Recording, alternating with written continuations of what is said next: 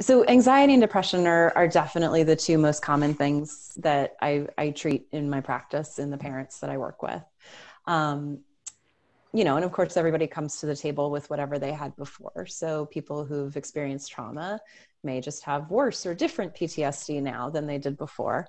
Or people who had OCD can have kids who have disabilities. And so then we've got that in the mix as well. So there's certainly other things as well. But specifically in relation to having a child with disabilities, it's anxiety and depression are the big two, which, if you boil those down to like a very elemental level, anxiety is being stuck in the future and depression is being stuck in the past.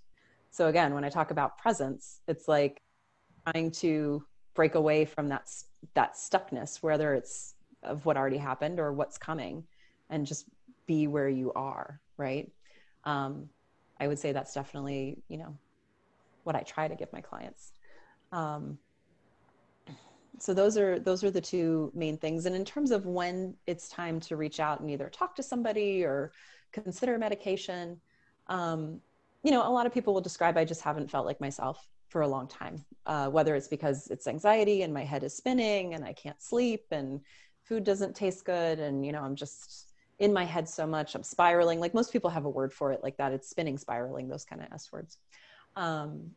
Or if it's depression, I feel like I'm in a fog. I feel like I'm exhausted all the time. I feel like I'm just crying even more than I used to. Like I cried a lot when my child was diagnosed, but like this is new crying.